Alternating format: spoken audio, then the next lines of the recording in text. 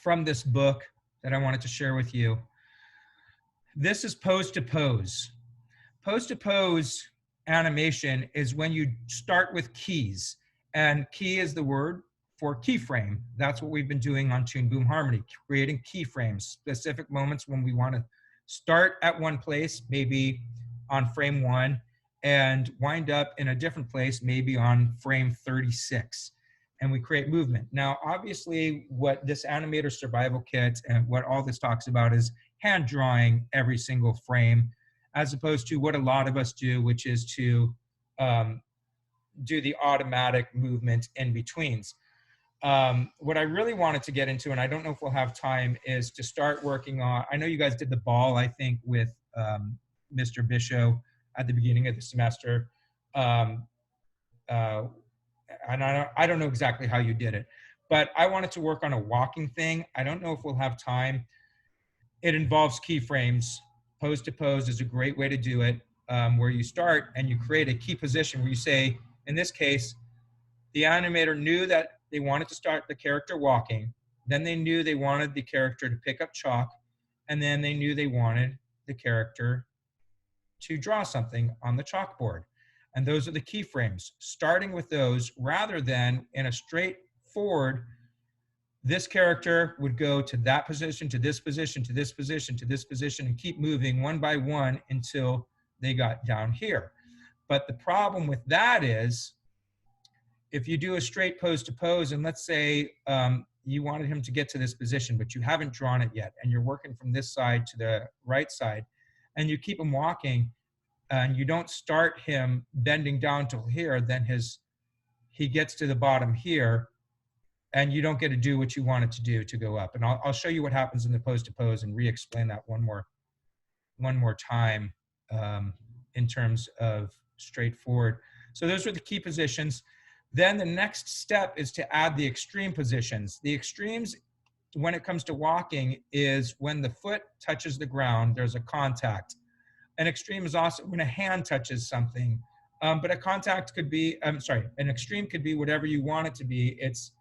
I'm getting from, you'll notice right here that this character's right leg is forward, and now the right leg over here is back all the way. So that's an extreme before he moves, picks up this foot and starts moving it forward again. So first comes keyframes, then comes extremes in pose to pose. He also put notes here. Maybe he sees the chalk here. So that means what he's telling himself is that the head starts moving downwards, because you're not going to keep the head up like this, walk all the way to here, and then start bending down. The next step is to do the in-betweens, which include passing poses or breakdowns. Those are two terms for the same thing. He likes to use breakdown, and he likes to label it BDWM. I'm going to close the door right behind me. Hold on one second. You can see that this have the breakdowns are in blue in between. So the reds are still the extremes, the blacks are still the keyframes, and the blues now are the breakdowns here. Then there's a run.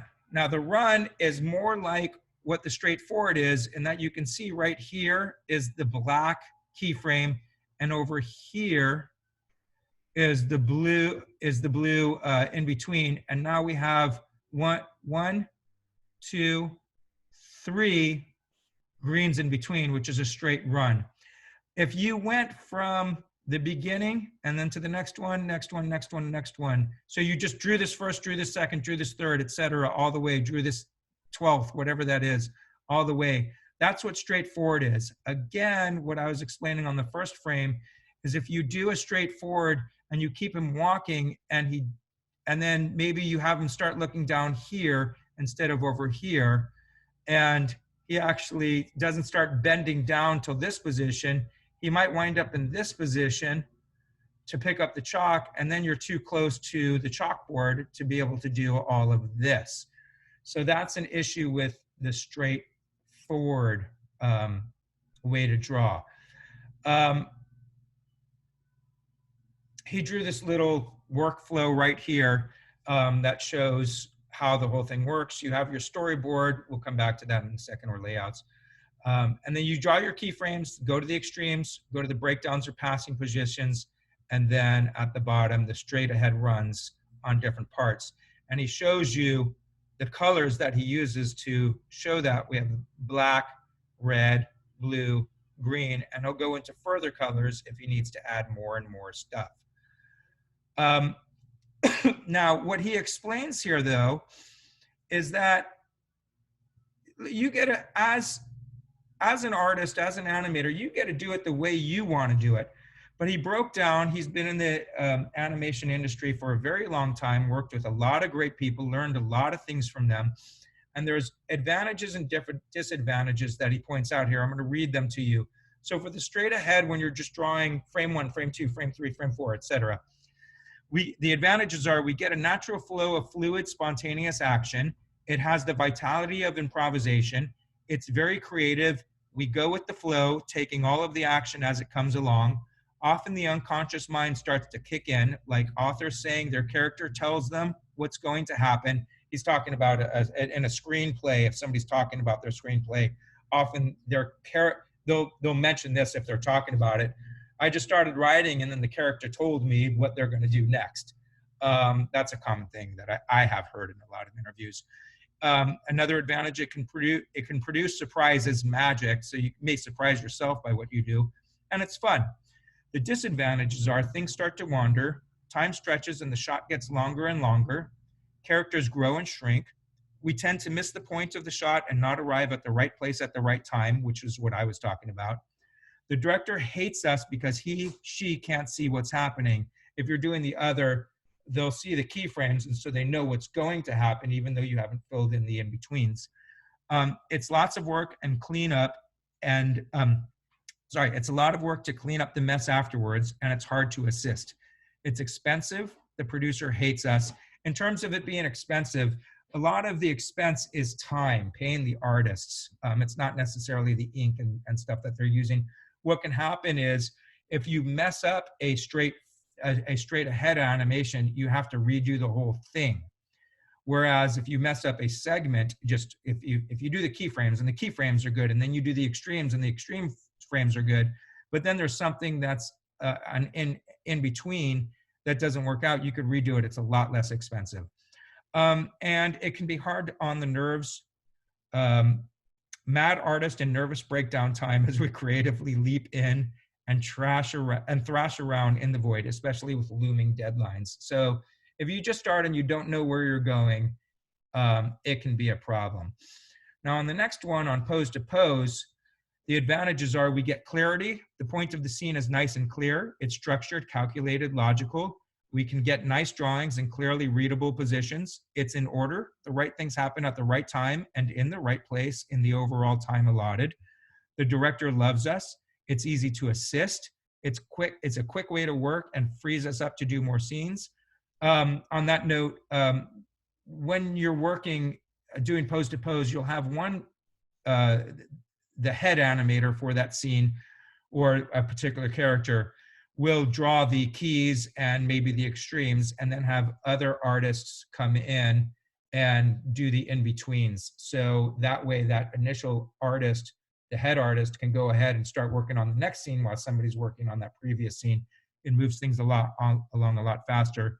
The producer loves us. We keep saying our hair isn't standing on end. We earn more money as we are seen to be responsible people and clearly not mad artists. Producers have to deliver on time and on budget, so brilliance is not rewarded as much as reliability. I speak from experience working both sides of the fence. They don't pay us for magic, they pay us for delivery. That's unfortunate in some cases, by the way. The disadvantage is, and it's a big but, we miss the flow. The action can be a bit choppy and a bit unnatural. And if we correct that by adding a lot of overlapping action to it, it can go easily the other way and be rubbery and squishy, equally unnatural. It can be too literal, a bit cold-blooded, no surprises, where's the magic? So that's the problem that people have with pose to pose. So what he recommends is using both straight ahead and pose to pose. And I'm going to read this whole thing from the top. First, we plan out what we're going to do in small thumbnail sketches. It's a good idea to have done this with the other two methods. Then we make the big drawings, the storytelling drawings, the keys. Then we put in any other drawings that have to be there, like anticipations. Anticipation is something you'll learn in K-12, Chapter 3. Anticipations are where the hands or feet contact things, the extremes. Now we have the structure, just as we had with the pose-to-pose system. But now we use these keys and important extremes as guides for doing things and places we want to aim at. After you get your overall thing, go again. Do one thing at a time. We'll work straight ahead on top of these guideposts, improvising freely as we go along. We'll do several straight ahead runs on different parts, taking the most important things first. We may have to change and revise parts of the keys and extremes as we go along, rubbing bits off and redrawing or replacing them. I'm going to drop down to the advantages. Working this way combines the structured planning of working from pose to pose with the natural free flow of the straight ahead approach. It's a balance between planning and spontaneity. It's a balance between cold-bloodedness and passion. Disadvantage is none that I know of. So he recommends using both. Now, I know a lot of you are just using the keyframes and not drawing not drawing the onion skin style of things. But I just want you to make sure that you understand those two processes, pose to pose and straight ahead, especially because K-12 doesn't explain that very well. At this point, does anybody have any questions?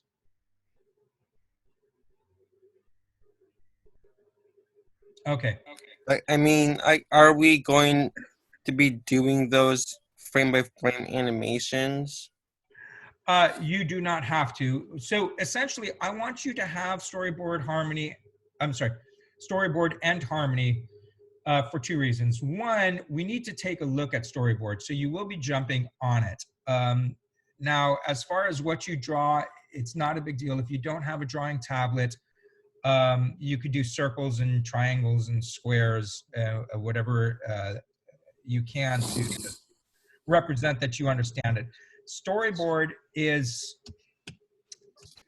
it's got drawing tools, and I think it's missing, I didn't do a full comparison. I think it's missing a couple of the drawing tools that you have within Harmony, but it's essentially a place where you can draw that storyboard.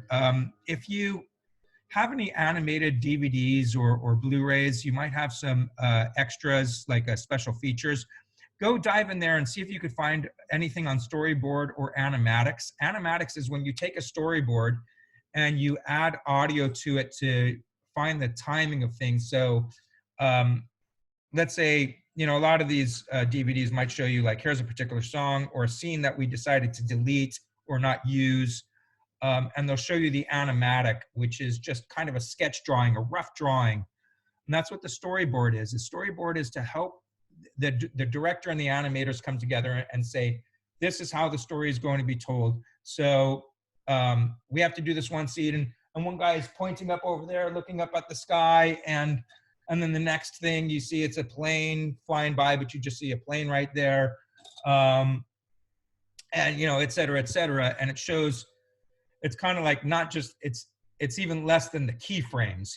Keyframe is within an actual scene, but it's saying, it might jump from the first keyframe to the 10th keyframe to the 20th keyframe or something like that, just to show you what's going on in the scene. That's the storyboard. I want you guys to do a little bit on that.